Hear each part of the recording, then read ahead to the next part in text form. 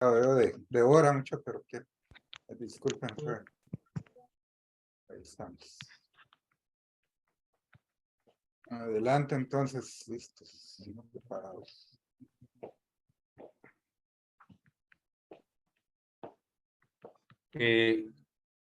Buenas tardes, Buenas doctores. No sé tardes. cómo la ven ahí, si ven toda la presentación o no. Solo, perdón. Mario, perdón, un minuto. Buenas tardes a todos. Como se habló hace 15 días, después de la presentación de los médicos residentes de oncología médica del Seguro Social, sobre un caso interesante a nivel del Departamento de Cirugía Oncológica del INCAN. También se quiere presentar un caso interesante relacionado muchísimo, como ustedes se van a dar cuenta, con el caso que se presentó hace 15 días. El caso se va a presentar el doctor Mario Estrada, R3 de cirugía oncológica, bajo la tutela del doctor Víctor Castillo y otros cirujanos oncólogos, jefes de unidad del Instituto de Cancerología de Guatemala. Adelante, Mario, por favor.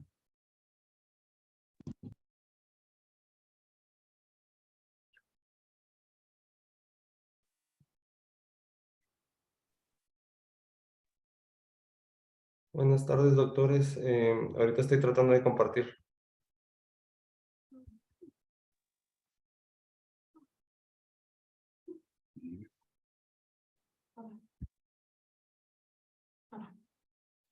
Yo no sé cómo ven la pantalla. Ahorita no estamos viendo todavía su pantalla.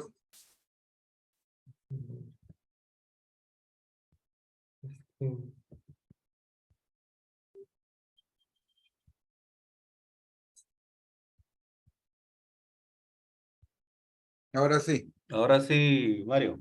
Espérame. Ahí está, ya en modo presentación. Ahí estamos. Permítame.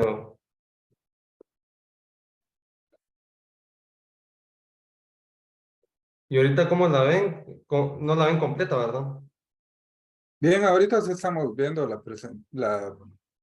presentación sin más. Ahí estamos re bien. Ah, bueno. Ajá. No Gracias, estamos doctor. viendo notas. Ahí está re bien.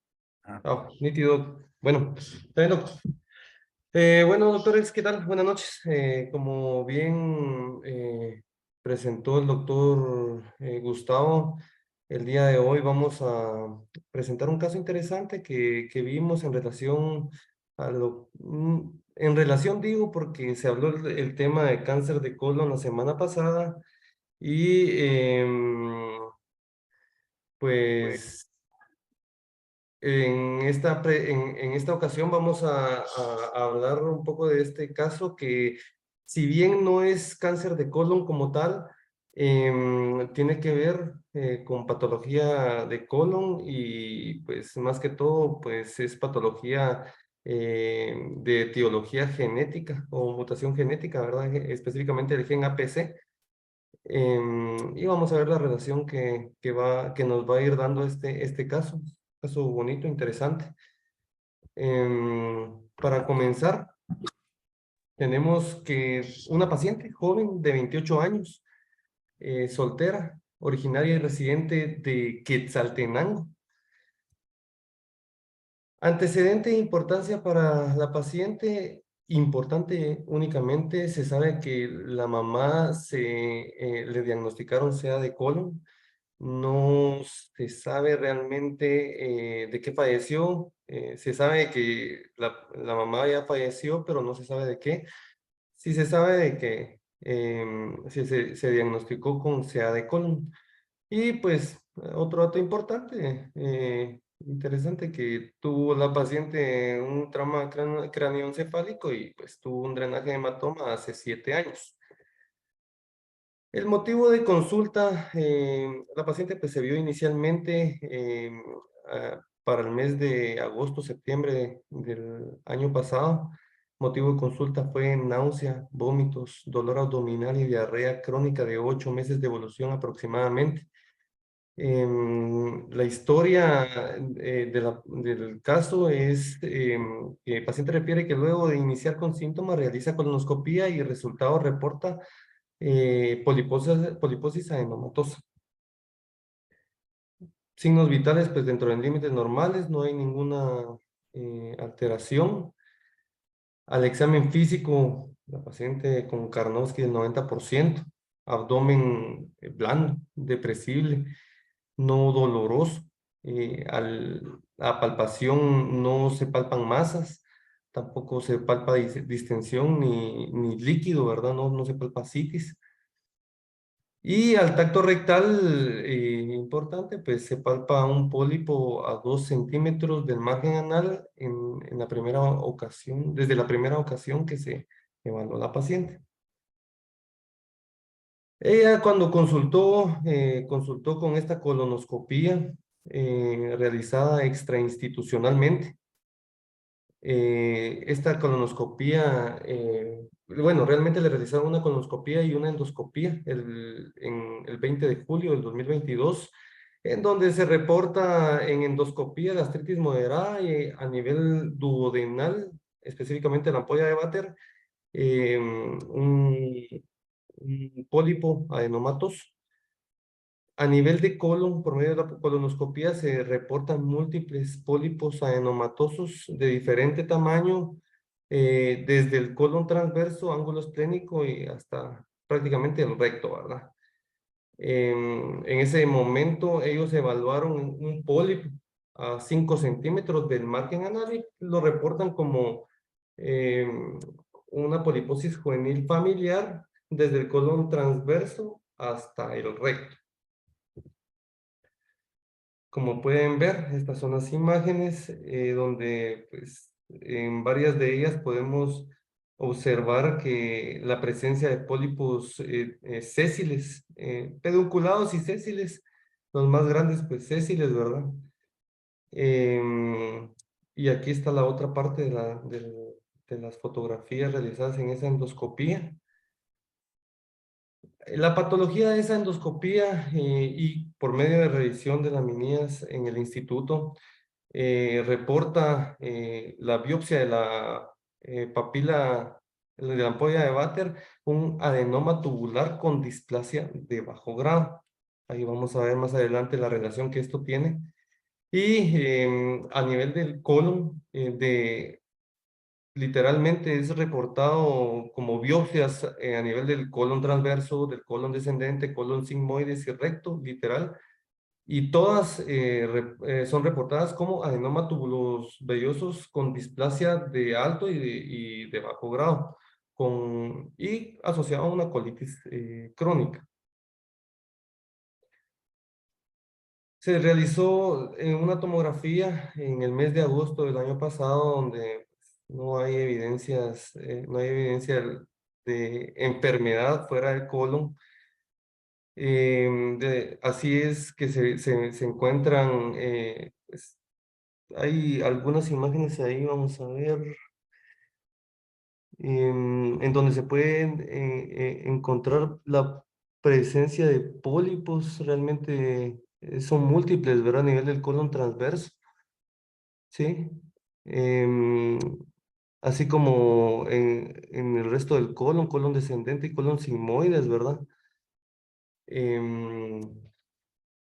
No hay evidencia, como les digo, de enfermedad, pensando que se trate en ese momento de un cáncer de colon, enfermedad metastásica. Cuando se evaluó a la paciente, se decidió pues, presentar en sesión clínica del INCAN, debido a que pues, la paciente es una paciente joven, que ante la presencia de múltiples pólipos, pues lo que queríamos realmente era ver la posibilidad de realizar una cirugía preservándole el esfínter anal. Por lo tanto, se decidió en sesión clínica pues, realizarle un control de colonoscopía, en donde en la colonoscopía realizada en el instituto reporta múltiples pólipos aquí creo que se fue endoscopía, solamente se realizó colonoscopía, ¿verdad? Eso fue el 28 de septiembre. Múltiples pólipos desde 1 centímetro del margen anal. Pólipos pediculados, así como sésiles de diferente tamaño. Y el de mayor tamaño que era de 4 centímetros, sésil, se encontraba a 4 centímetros del margen, a 8 centímetros del margen anal. Sin embargo, pues se podía encontrar múltiples pólipos desde prácticamente el margen anal, ¿verdad? 1 centímetro. Como podrán ver en estas imágenes.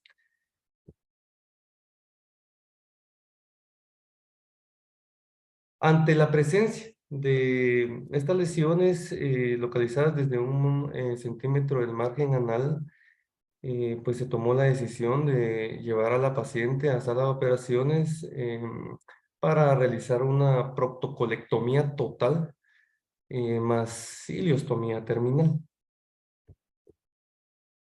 El procedimiento quirúrgico se realizó el 26 de octubre del año pasado, en donde se observaron en hallazgos intraoperatorios la presencia de múltiples pólipos palpables a nivel de todo el colon prácticamente.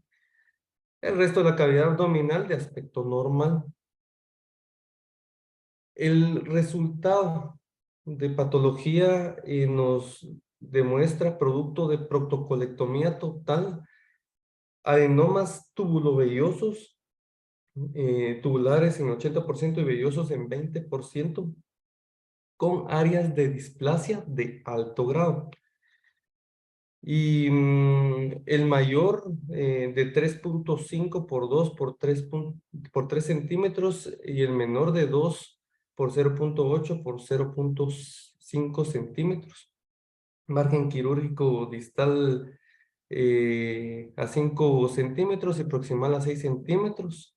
Se reportaron 11 ganglios, de los cuales ninguno con enfermedad, ¿verdad? Todos con hiperplasia linfoide únicamente. Y podemos observar en estas fotografías pues, la presencia de la pieza quirúrgica. Únicamente tenemos estas fotografías. No se le realizó ningún corte en ese momento a la pieza, ¿verdad? Como para observar los pólipos intraluminales. Y del lado derecho, pues ya finalizando la cirugía con la herida mediana ya afrontada y pues la iliostomía terminal de la paciente. En su seguimiento, la paciente con adecuada evolución cumple con sus citas adecuadamente.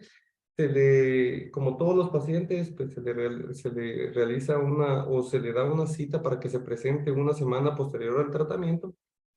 Buena evolución, adecuada cicatrización de la herida, ¿verdad? No signos de infección. Hilostomía con adecuada coloración, sin presentar alguna anormalidad. Y posteriormente, pues, se les da cita para evaluar el resultado de patología y darles el plan educacional. En su seguimiento, prácticamente eso fue en esas citas en donde se documentó por medio de examen físico un nódulo tiroideo del lóbulo tiroideo del lado izquierdo. Eso fue evaluado en el mes de noviembre siempre del año pasado. Por lo tanto, se le realizaron estudios complementarios y pues al examen físico se documentó lóbulo tiroideo izquierdo lóbulo tiroideo izquierdo con nódulo de 3 por 3 centímetros. Poco móvil, duro, y al examen físico, el abdomen, pues sin alguna anormalidad. Se le realizaron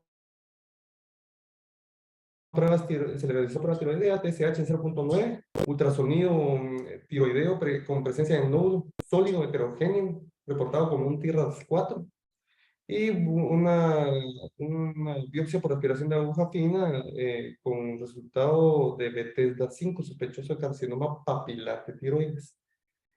La paciente fue entonces programada para sala de operaciones para realizar siempre mitoridectomía izquierda más estudio transoperatorio. Fue ingresada y llevada a sala de operaciones el 25 de enero del presente año. Su gran palacio. Y como hallazgos quirúrgicos, ¿En qué la época? presencia del lóbulo tiroideo izquierdo aumentado de tamaño, ¿verdad? Con el nódulo antes descrito y a la evaluación del lóbulo del istmo y del lóbulo tiroideo derecho sin presencia de nódulos. En ese momento, el estudio transoperatorio por parte de la evaluación por patología nos reporta únicamente neoplasia folicular. Eso fue diferido para cortes permanentes.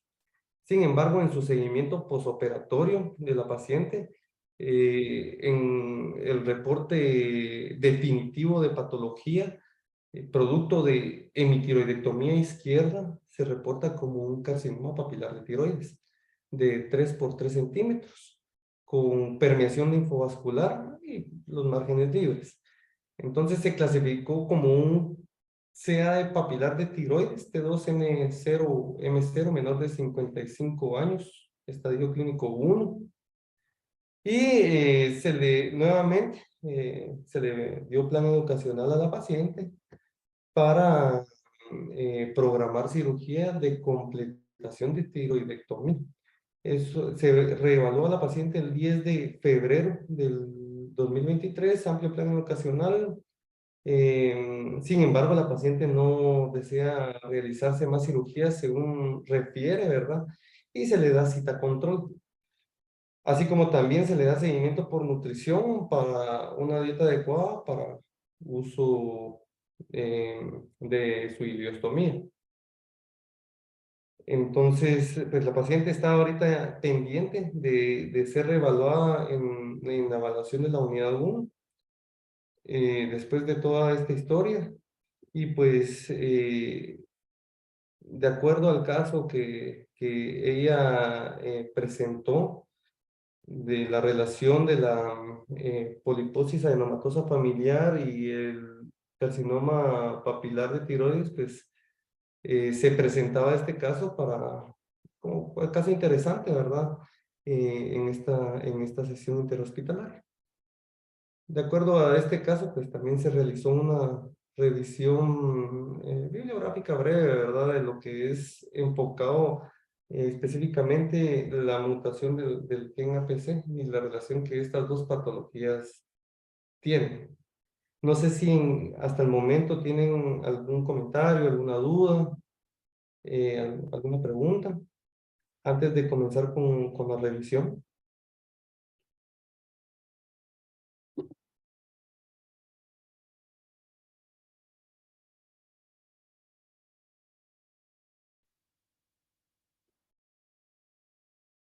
Es un tumor raro, ¿verdad, doctor? Pero, y otros tumores, de eso me acuerdo de deformidades de hueso, osteomas, o algo más que le hayan investigado. Así es, doctor. No, de momento a la paciente, pues, no se ha documentado más que el adenoma, el pólipo adenomatoso a nivel de la ampolla de Baker, reportado a inicios de su evaluación, ¿verdad? Pero sí, estos casos con esta mutación, pues, como bien menciona usted, pues, sí son asociados a varias patologías, ¿verdad? Dientes supernumerarios, adenomas a nivel del fondo gástrico, del duodeno, como vamos a ir viendo más adelante, ¿verdad? Tal vez un comentario. Como yo miro el caso hasta este momento, entonces, es una paciente joven en buenas condiciones generales, con antecedentes de que su madre había fallecido de un cáncer de colon. No se pudo determinar si la mamá, o sea, sí padeció de cáncer de colon, pero no se pudo determinar la edad, que eso es importante, la edad a la que la mamá tuvo el cáncer de colon. La mamá era, hasta donde entendí en la presentación, una madre soltera y no habían más hermanos en un momento determinado. En este momento, bajo ningún punto de vista se ha hecho diagnóstico de cáncer, sino que únicamente la presencia de múltiples pólipos. Ya ahorita el doctor Mario va a aclarar eso. Y únicamente, Mario, me gustaría y tal vez está el doctor Roilán y el doctor Víctor Castillo y el doctor Mario, que nos especificaran por qué la importancia de la segunda colonoscopía para determinar si se podía preservar la función del esfínter, sí o no. Ampliar en eso, Mario, doctor Roilán, doctor Víctor Castillo. Bueno, sí, sabemos, como lo comentaba usted, que pues la mamá diagnóstico sea de colon. Desde el inicio se sabía que la paciente pues llegaba sola, no llegaba con ningún familiar acompañado, pues a la interrogación pues se determinó que no tenía hermanos, la mamá ya había fallecido, prácticamente no hay historia del papá, ¿verdad? Específicamente.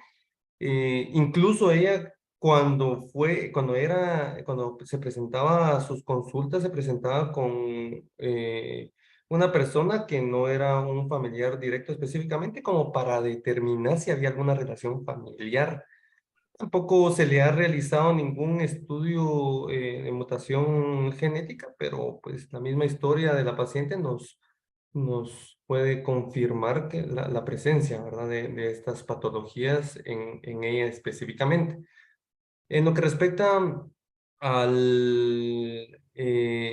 hecho, lo que usted mencionaba de la importancia de haber sido presentada en sesión clínica, pues se comentaba de la posibilidad en determinado momento, porque la paciente nunca fue diagnosticada con SEA de colon, únicamente la presencia de múltiples pólipos, pólipos con diferente grado de displasia. Por lo tanto, en algún momento se consideró la posibilidad de preservarle el esfínter anal y pues asociado a esto, pues resecar algunos pólipos, pues dependiendo del número, ¿verdad? Que presentaba. Por eso queríamos hacer la colonoscopía para determinar cuántos pólipos habían cerca del margen anal para ver si se preservaba y si existía la posibilidad de preservarse y resecar por medio de endoscopía, ¿verdad? Con una resección de mucosa únicamente, dichos pólipos. Sin embargo, pues se determinó en la endoscopía que los pólipos eran múltiples y pues prácticamente desde 1 centímetro del margen anal. No se determina por medio ni de endoscopía ni del resultado definitivo de patología la cantidad de pólipos. Únicamente es importante saber esto, ¿verdad? Pero no lo describen, únicamente describen múltiples pólipos. Y pólipos, los pólipos, las características de los pólipos que se encontraban a nivel rectal, pues eran pólipos sésiles y grandes, ¿verdad? No era posible realizar o preservar, mejor dicho, el esfínter anal. Esa era la importancia del por qué en determinado momento se presentó en sesión clínica. No sé si tiene algún comentario el doctor Gómez o el doctor Castillo. Buenas Añadir. noches. Buenas noches. Ahí Eh, está Castillo. Sí, Adelante, Castillo. gracias por la oportunidad. Buenas noches. Yo creo que antes que todo es importante decir que aunque los pólipos en este momento no eran malignos, pues todos sabemos que si estos pacientes no son operados a tiempo, el 100% va a terminar en cáncer de colon, ¿verdad? Por eso es que se hace la colectomía total. Generalmente cuando el número de pólipos del recto es un número bajo y pueden ser manejados endoscópicamente con resección, aunque sean resecciones repetidas, pues se respete el recto, porque pues para una mejor continencia, ¿verdad? Sin embargo, en este caso, como bien dice Mario, lo presentamos porque desde el principio la razón principal de la consulta de ella era un pólipo sésil, si no estoy mal, de unos 4 centímetros que estaba prácticamente al finalizar el recto, ¿verdad? Entonces, platicamos con el endoscopista, quien nos dijo que no era posible el manejo endoscópico de estos pacientes. Entonces, si no le hacemos también la resección del recto, pues esta paciente invariablemente hubiera terminado en cáncer de recto. Esa es la razón por la que se le hizo la colectomía total y una operación que se llama abdomino perineal, que incluye la resección completa del recto. Gracias.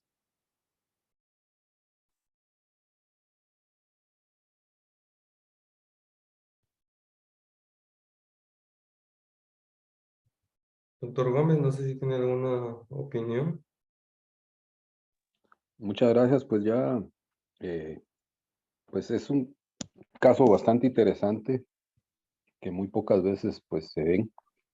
En el instituto creo que el año pasado, si no estoy mal, vimos 2 casos. Este sería uno de sexo femenino y el otro era un joven también con las mismas características casi con el mismo patrón. En este caso el antecedente era con el papá, que había tenido cáncer de colon muy joven también y había fallecido por la enfermedad. En el otro caso sí se investigó, tengo entendido, creo que a un hermano o hermana familiar.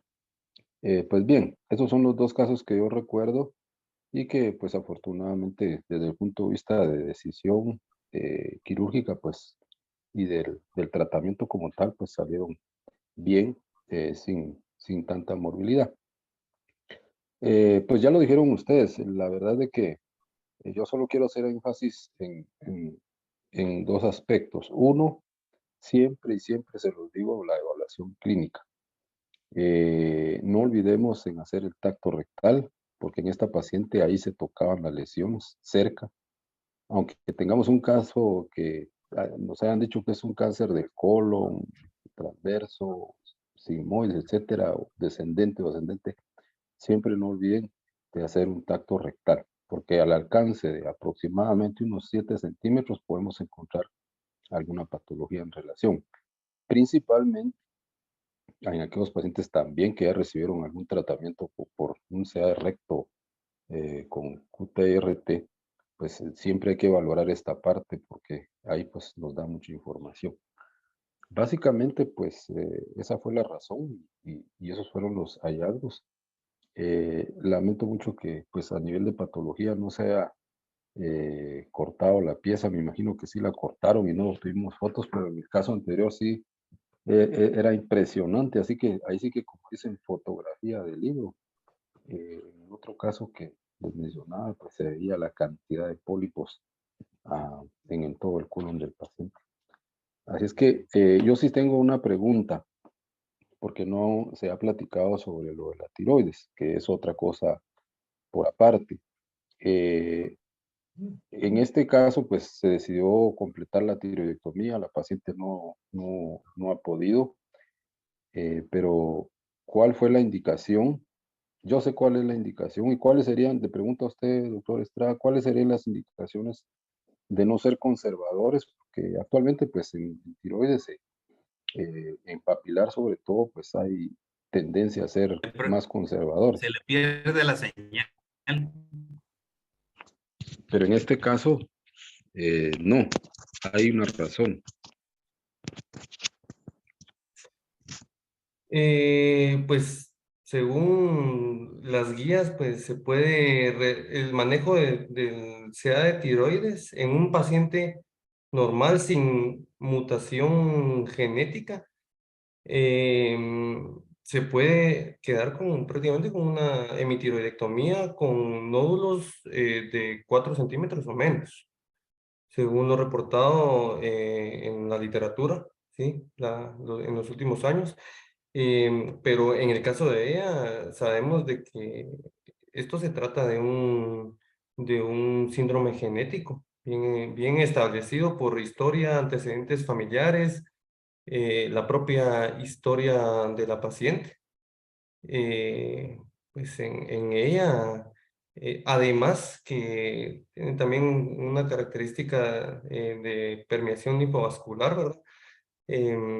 Estaría indicado hacer la completación de la tiroidectomía.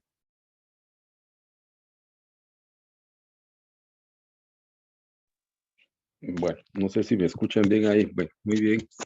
Sí, desde el punto de vista histológico, si bien es cierto, nosotros podemos ser conservadores, hay ciertas características histológicas, aunque el tamaño sea pues menor de 3 centímetros o 4 o 2, siempre, no recuerden siempre que debemos de tomar otras características y sobre todo histológicas. Y una de esas es la que usted dice, y es lo que tiene la paciente, permeación linfovascular. Ahí como que no estaríamos como muy tranquilos de ser conservadores. Y permeación linfática es el otro criterio, y el otro criterio son los subtipos histológicos, ¿verdad? Como el de células Histología altas, el de de células células claras. columnares, Exactamente, thumbnail, focos diferenciados. Esas son las así es. histologías de alto riesgo. Eh, Pólipos por arriba de 4 centímetros, que haya invasión extracapsular o Ese es extratiroidea, otro otros criterio también. factores. ¿Ah? Entonces, siempre no se debe generalizar, sino que hay ciertos aspectos que se deben de tomar en cuenta. Entonces, en este caso, yo creo que la permeación linfovascular es la que tiene pues un peso para considerar el tratamiento complementario. Así es que esas serían mis observaciones nada más en el caso. No sé si tengan alguna otra pregunta u observación. Adelante.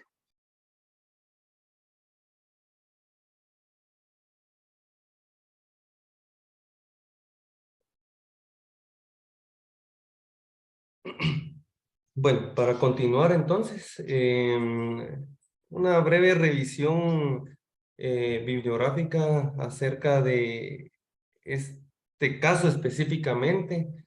Vamos a hacer una retroalimentación de lo que son los pólipos, lo que son los síndromes asociados a esta mutación y específicamente los casos en los que son asociados a sea de tiroides. Para comenzar, pues sabemos que los pólipos a nivel de colon pueden ser tanto neoplásicos como no neoplásicos, y las causas más comunes o las 4 causas de los pólipos no neoplásicos son hiperplásicos, inflamatorios, amartomatosos y mucosos. Histológicamente, los pólipos neoplásicos pueden ser tubulares, pueden ser vellosos o tubulovellosos. Los pólipos adenomatosos se encuentran aproximadamente en el 33% de la población por ahí los 50 años, y esto aumenta cuando tienen 70 años hasta al menos la mitad de los casos, un 50%. En cuanto a los pólipos neoplásicos, a los que más les tenemos que tomar, con los que más tenemos que tener cuidado son los pólipos vellosos. Estos son los que van a tener un mayor riesgo de transformación maligna, ¿sí? Se dice que los pólipos tubulares pueden tener un porcentaje de transformación, se presentan primero que nada en un 65-80%, y su porcentaje de transformación maligna varía en un 5 a un 35%, depende del tamaño, si son menores o mayores a 2 centímetros.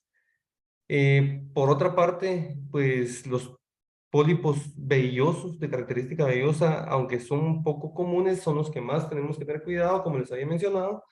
Y estos van a tener un mayor porcentaje de transformación maligna, ¿verdad? De un 40 a 53%. Y pues como les digo, esto va a depender del tamaño, ¿verdad? Es importante saber el tamaño, saber las características. Para poder describirlos endoscópicamente, los pólipos, hay una clasificación. Esta clasificación es la clasificación de Haidt.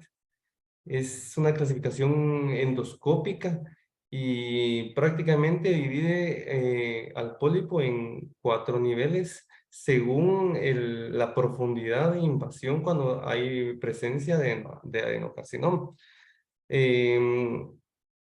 Como lo pueden observar en la imagen, pues del lado izquierdo tenemos un pedunculado y del lado derecho un sésil. Estamos hablando que los sésiles son con más riesgo. ¿Por qué? Porque ya se dice que un sésil ya está dentro del nivel 3 y 4 de la clasificación de Hague. Prácticamente el porcentaje va a ser mayor el porcentaje de invasión o más fácil que haya invasión de la adenocarcinoma por la característica de estos pólipos. Esto también va a estar relacionado a los grados de displasia. Como en el caso pudimos observar, la paciente presentaba displasia de alto grado o displasia severa. Y esto aumenta hasta un 34.5% de transformación a malignidad. ¿Sí? Los de displasia leves tienen un porcentaje relativamente bajo de 5.7 y los de displasia moderada del 18%.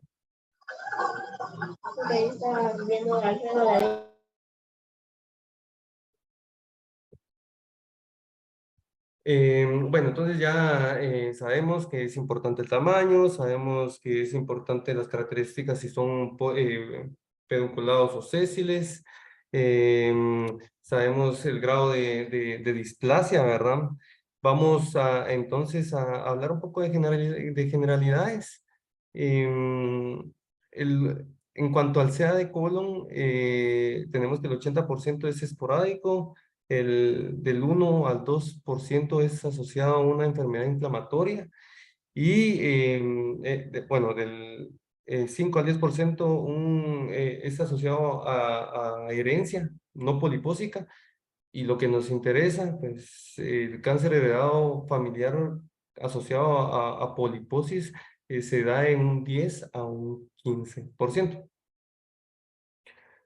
Los pólipos pedunculados son las lesiones precursoras más significativas. Los mayores de 1 centímetro albergan un riesgo de 15% a progresión de carcinoma en 10 años. Aumenta el riesgo con historia, prácticamente la historia del paciente o familiar, ¿verdad? Historia personal de pólipos adenomatosos, historia personal de cáncer de colon o enfermedad intestinal inflamatoria. En cuanto al cáncer colorectal familiar, los síndromes de pólipos adenomatosos, tenemos dos, los que se refieren a la mutación del gen APC, que se van a presentar en un 1%, son raros, ¿verdad? Son raros. Y la mutación del gen de mismatch repair, que se van a presentar en un 3%. Los del gen APC, como la poliposis adenomatosa familiar, como es este caso, y cuando se asocia a un tumor cerebral, pues estamos ya hablando de un síndrome de Turcot. Y en cuanto a la mutación del mismatch repair, tenemos el Lynch, ¿verdad? El Lynch tipo 1, tipo 2, el síndrome de Muir-Torre, el síndrome de Turcot también está relacionado en un tercio de las familias. Específicamente a la poliposis adenomatosa familiar, importante, como bien mencionaba el doctor Castillo, pues estos pacientes hay que tratarlos quirúrgicamente. Estos, generalmente se les hace depende de los niveles en que se encuentren estas lesiones, pero específicamente hay que tratarlos quirúrgicamente porque de estos el 100% prácticamente tienden a convertirse en cáncer de colon si no son tratados. En cuanto a la incidencia de cáncer colorectal, pues, se presentan en 1%. pacientes jóvenes, desde la adolescencia a los 30 años, en esta paciente pues 28 años, mutaciones del gen APC, específicamente a nivel del cromosoma 5q21, y el 30% son mutaciones de novo. Este síndrome pues es una enfermedad de herencia autosómica dominante con penetrancia casi del 100%.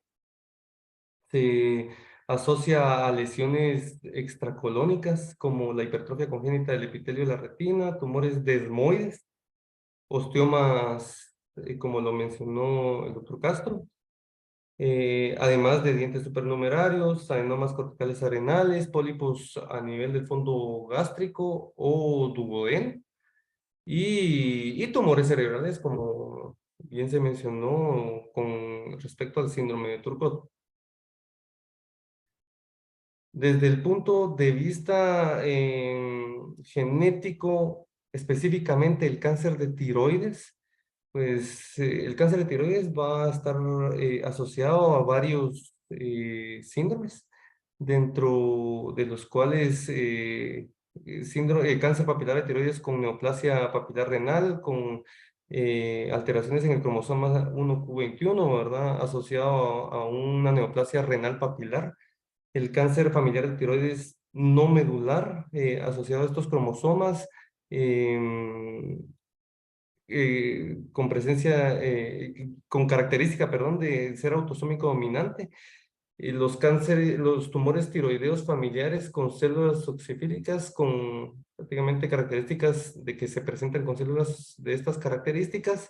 El complejo de Carney, en el cual podemos observar cáncer papilar y folicular de tiroides asociado a tumores cardíacos, endocrinos, cutáneos e incluso el tumor mixomatoso neural. También la enfermedad de Cowden, con cáncer papilar y folicular de tiroides, múltiples amartomas, cáncer de mama y endometrio. Y pues lo que nos interesa en esta revisión, pues la poliposis adenomatosa familiar, como bien se mencionó a nivel del cromosoma 5q21-22, es una mutación del gen APC, en donde en estos casos, primero que nada, son raros, y cuando hay va a haber presencia de esta poliposis adenomatosa familiar, puede estar relacionada a cáncer colorectal, obviamente, cáncer ampular, hepatoblastoma, meduloblastoma, y como lo es este caso, cáncer papilar de tiroides, específicamente de la variante cribiforme. En base a esta información que tenemos, pues encontré este artículo interesante. Realmente es un artículo en donde es un estudio prospectivo. Se evaluaron 50 casos con diagnóstico de poliposis adenomatosa familiar, y se le realizó un screening con ultrasonido tiroideo para ver la incidencia de cáncer de tiroides específicamente. Sabemos de que esta relación, bueno, en algunos lados pues mencionan que es en los años 60, en esta literatura que observé pues mencionan que desde 1949 por Kreil se menciona esta relación de la poliposis adenomatosa familiar asociado al cáncer de tiroides. La literatura pues nos dice que la prevalencia de esta relación específica va a ser de un 0.4% a un 12%, y otras incidencias reportan un poquito más específica de 2.6 a 7% de incidencia. En este estudio fue un cribado de ultrasonido tiroideo, ¿verdad? Para pacientes con diagnóstico de poliposis adenomatosa familiar, como antes mencionado, todos estos casos se les realizó estudio genético. Al momento del diagnóstico de la poliposis, fue un estudio realizado desde noviembre del 2010 hasta agosto del 2012. fueron incluidos todos esos casos con diagnóstico de poliposis adenomatosa familiar y fueron excluidos todos aquellos casos que tuvieron el diagnóstico de síndrome de Lynch, así como también específicamente fueron excluidos 5 pacientes que tuvieron historia previa de cáncer de tiroides previo al screening, ¿verdad? De todos estos casos, de todos estos 50 pacientes que fueron tomados en el estudio, el 38% fueron mujeres. De esos 50 casos, a 39 se les realizó el estudio genético.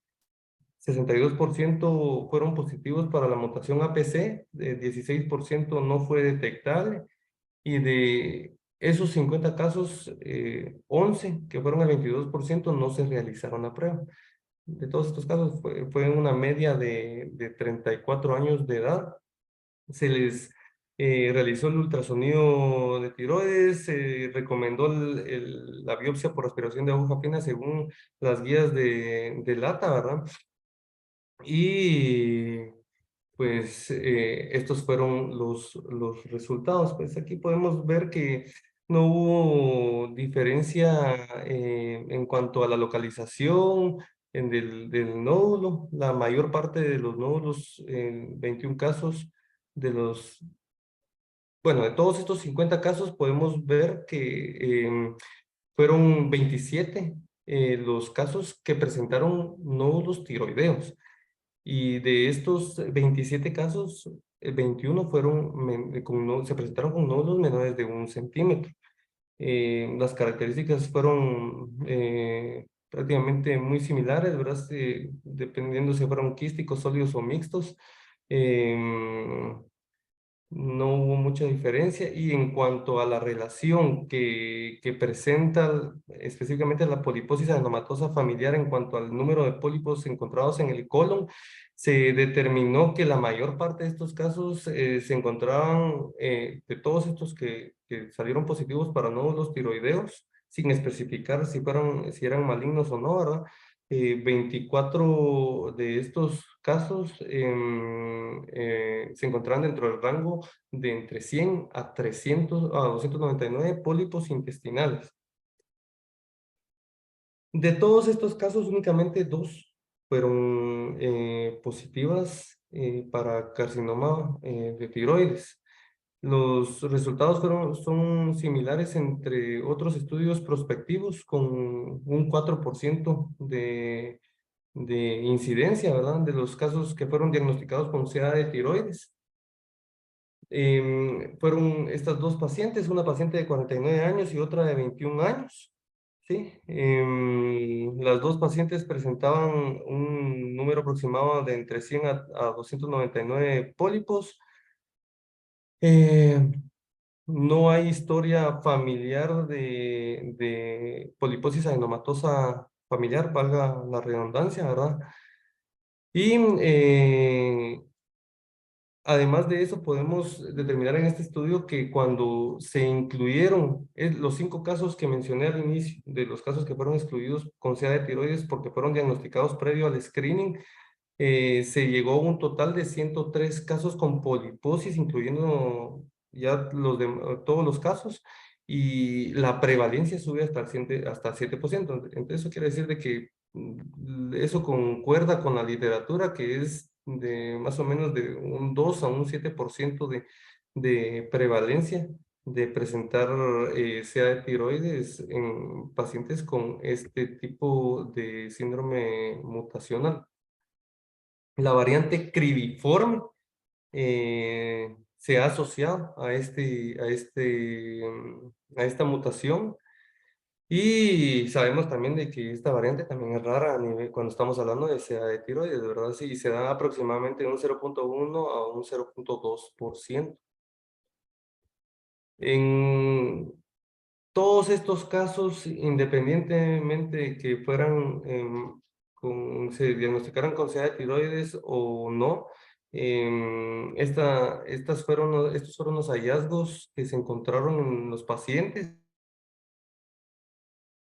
el 84% se presentó con pólipos glandulares a nivel del fondo gástrico, el 68% con adenomas duodenales, el 48% con tumor de etmoides, 60% quiste sebáceo o epidérmico, y algunos otros que presentaron osteomas, adenomas adrenales o dientes supernumerarios. Además de eso, encontré también es un reporte de caso, es en Asia, una paciente femenina de 34 años que se presentó con bocio de 8 meses de evolución y comienzo reciente de síntomas intestinales en el momento de su evaluación. No reportan antecedente familiar, se le realiza VAAF por nódulo tiroideo, el cual reportado con sospecha sea papilar de tiroides. La colonoscopía para esta paciente, múltiples pólipos, más de 100 aproximadamente, y todos con displasia de bajo grado. Y microscópicamente, la presencia, la característica de papilar con patrón de crecimiento cribriforme, trabecular y sólido, como, y la pieza, pues prácticamente podemos verla en esta imagen que encontramos al lado derecho. Y otro caso más, también reportado, esta fue una paciente femenina italiana, que también presentó historia de poliposis adenomatosa familiar. Previo se realizó colectomía total a los 17 años de ser evaluada, ¿verdad? Y ser diagnosticada con SEA de tiroides.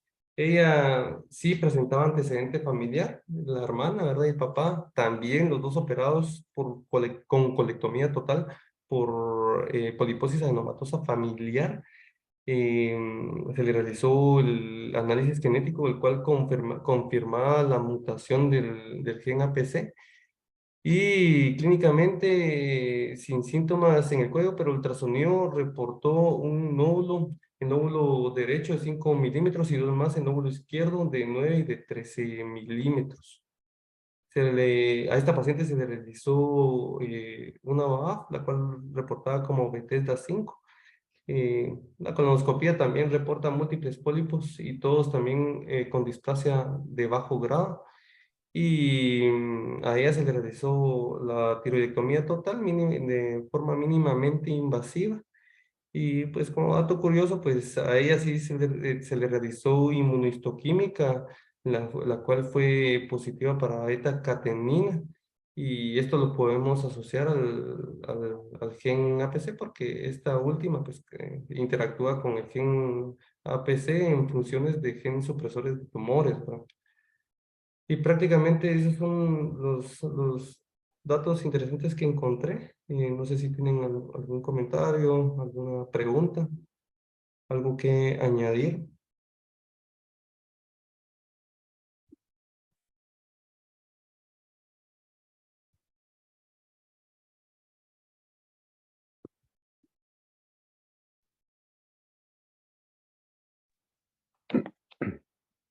Pues ¿Sí me escuchan? sí, sí te escuchan. Ah, sí. Ah, bueno. Bueno, muchas gracias, doctor González Moscoso y doctor Mario Estrada. Pues la verdad es un caso bastante interesante con dos patologías en la misma paciente como cosas extraordinariamente raras. Pues se nos presentó ahí en el INCAN y gracias por compartirlo. Pues no sé, Hugo, si tengan ustedes algún comentario, alguna pregunta. Sí, en realidad eso que hacer énfasis en lo que decías de la exploración física, pero además también de estar como atentos y a veces se vuelve muy mecánica la consulta, ¿verdad? Y uno ve otro cáncer de colon, otro cáncer de recto, pero en realidad el interrogatorio de los pacientes ofrece bastante información también, ¿verdad? Y lo que hablábamos la vez pasada de qué pruebas o qué tenemos que pensar en un paciente con cáncer de colon y recto joven, pues esto refuerza, ¿verdad? Digamos, uno no diagnostica lo que no conoce y esa es una prueba de eso. Así que yo creo que con eso que hemos visto ya no se nos pasa ningún caso. ¿verdad? Pero buen caso. Y lo último, respecto a la pregunta que hacía el doctor González Moscoso, de preservación de esfínter, no sé si quedó en el aire o quedó claro eso, ¿verdad? Yo lo que entendí es que si no tienen pólipos en el recto o en el canal, pues uno podría considerar la conservadora de esfínter. Pero si ya tiene pólipos, ahí habría que hacer la proctocolectomía total. Pero no sé si es así. La verdad es que la pregunta la hice de una manera de poner atención a ese punto. Como parte que la cirugía radical estaba indicada, yo creo que no quedó ninguna duda de que estaba totalmente indicada. Pero como parte de la calidad de vida en esta señora joven de 28 años de edad, pues era importante y eso se discutió en una sesión ampliamente si se podía mantener la función rectal. Y la decisión que se tomó en una primera reunión de discusión de los casos de los viernes, Hugo, que vos estás bien enterado, la discusión de los casos de los viernes era repetir la colonoscopía y pegársele al gastroenterólogo para que nos dijera específicamente en qué tan cerca habían pólipos del margen anal. Esa fue la razón por la cual repetir la colonoscopía para ver si se podía preservar para calidad de vida lo que era la función del esfínter. Pero el gastro rapidito nos contestó que a menos de 1 centímetro ya habían pólipos. No recuerdo el tamaño, pero eran creo 2 o 3 centímetros más o menos. Y eso fue lo que tomó la decisión de llevar a la paciente a una colectomía total con la ileostomía que ustedes vieron en la foto que presentó el doctor Mario Estrada. Pero uno siempre trata pues la cirugía radical hay que hacerla, definitivamente, pero como parte del concepto de calidad de vida, dejar si se puede función del esfínter, pero en este caso, aunque se intentó, los datos dijeron no y se hizo lo que había que hacer, llevarla a una cirugía radical. Es correcto.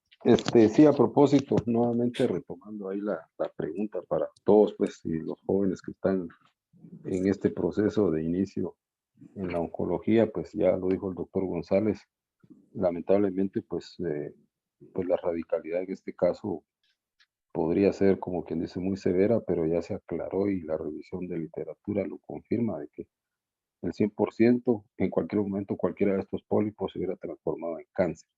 Y tenía por dónde, o sea, más de 100 pólipos en todo el colon. Pero sí, cuando existe la opción de poder preservar el esfínter, sí, pues sí se puede. Siempre y cuando recordemos que tenemos que recordar la cuestión de la anatomía del canal anal y hacia dónde está el esfínter, que pues en cuanto a distancia, pues yo diría que tendríamos una distancia aproximadamente como unos de 7 a 8 centímetros, en donde pues si uno no toca nada, pues yo creo que puede salvarse bien la función anal. Incluso hay resecciones que le llaman ultrabajas, que casi van llegando a la línea pectínea, casi a 1 o 2 centímetros, pero muchas veces la calidad de vida de estos pacientes es algo complicada. Déjenme contarles que hace unos 2 años, quizás antes que estos 2 casos que tuvimos, pues tuvimos la oportunidad de tener ahí otro joven que a ese sí se le preservó el esfínter y sí fue una, digamos, resección bastante baja, pero en estos casos, como recuerden ustedes que muchas veces pues ya no tiene la parte del colon en donde se forman las heces y todo el material pues intestinal va directo hacia el recto en teoría. Pero hay técnicas quirúrgicas en donde se diseña una especie de bolsa de reservorio como el mismo intestino delgado y prácticamente pues se crea como una bolsa así, literal como el nombre lo dice, para que la carga de líquido que lleva el intestino delgado pues por lo menos no sea tan directo hacia el resto del ano o canal anal que le quede, ¿verdad? hay técnicas para eso, hay unas 2 o 3 técnicas. En este paciente que les digo, pues sí, tuvimos una morbilidad porque se medio pseudoobstruyó. Tuvimos que reintervenirlo y eran bastantes adherencias las que tenía. Pero posteriormente el paciente pues salió bien a pesar de esta complicación, pues él lo esperaba muchas veces cuando hay mucha manipulación a nivel intestinal y mucho procedimiento quirúrgico, que en este caso pues se le hizo ese reservorio como les digo. Pero sí, cuando se puede, pues ni modo, debe de intentarse pues por la calidad de vida que decía el doctor González. Solo una última cosa. En esta paciente, pues tuvo que realizar la resección del recto porque el endoscopista nos mandó a decir que no eran capaces de hacer una resección adecuada de los numerosos pólipos. Además que tenía un pólipo sésil y ese endoscópicamente es difícil de resecar. Tal vez no importa tanto el número de pólipos, sino que importa que el gastroenterólogo o el cirujano colorectal lo pueda resecar, porque pues ahí es donde no va a salir el tumor, ¿verdad? Si no se puede resecar alguno de los pólipos sésiles, muy posiblemente va a terminar en cáncer. Ya Mario perfectamente dijo que el 100% de los pacientes pueden presentar cáncer. Entonces, básicamente, esa fue la razón por la que a esta paciente hubo que hacerle una resección del recto, ya que nos mandaron a informar que no iban a ser capaces de resecar esos pólipos sésiles. Yo creo que tenía uno de 3 o 4 centímetros que el endoscopista tiene mucha dificultad para hacer la resección. No es como cuando los pólipos son pediculados, que pues les resulta relativamente fácil de hacer las resecciones. Entonces, la principal razón fue que el endoscopista no iba a poder hacer unas resecciones adecuadas de los pólipos. Gracias.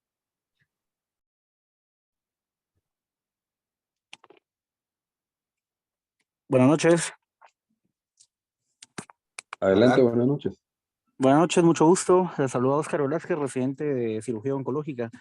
El año pasado, pues yo tuve la oportunidad de presentar una revisión sobre síndromes polipósicos, precisamente porque también tuvimos una paciente con la misma discusión y pues la duda desde un principio fue el manejo del recto, que pues no, la discusión no es si se hace o no la proctocolectomía, sino es el manejo del recto para la conservación del esfínter.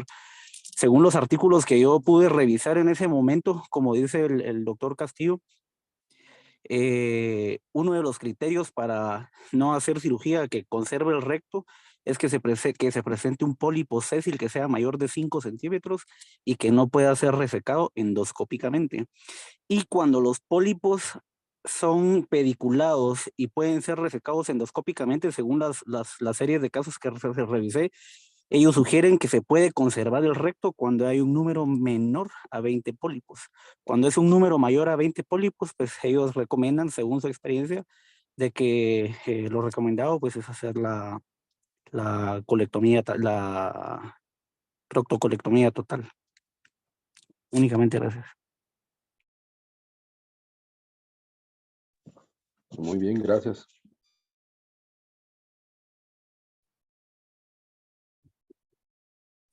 Pues no sé si hay algún otro comentario o duda. En este caso, pues no nos quedó duda que no podía hacérsele una resección conservadora, pero era solo para remarcar, ahí era la intención de la pregunta. Pues no sé, Roilán, yo creo que ahí estamos. Gracias por conectarse, gracias, Sí, doctor Hugo, Moscoso, ahí doctor estamos. Estrada. Sí, gracias. Y platicamos en el transcurso de estos 15 días a ver si hay alguno de los colegas que quiera participar, doctora. Claro, pues en este caso, pues ya el INCAN participó con los 2 representantes ahí con nuestro querido doctor Gustavo González Moscoso. Muchas gracias, doctor, ahí por el entusiasmo y estar ahí también en la academia, y al doctor Mario Estrada de cirugía oncológica. Pues la próxima, pues creo que les tocará a ustedes. como X, Sí, que ya serían 2 tenemos ahí semanas, el ¿verdad? caso. Ah, va, perfecto, buenísimo. Bueno, entonces ¿Verdad? despedimos la sesión. Muchas gracias a todos por haberse conectado. Gracias a los compañeros residentes de Oncología del ICSI y gracias a vos, Hugo, también que pues estamos en sintonía ahí siempre. Sí, sí. Adiós a todos. Adiós, Víctor Bueno, Castillo. Gusto saludar. feliz Nos noche a vemos, todos. Pues. jóvenes. Buenas noches. Buenas Buenas noches. Gracias, noches. buenas noches. Buenas noches a todos. Bueno. Adiós, Castelo. Nos vemos, Roilán. Pases buena noche. Nos vemos mañana. Buenas noches. Ok.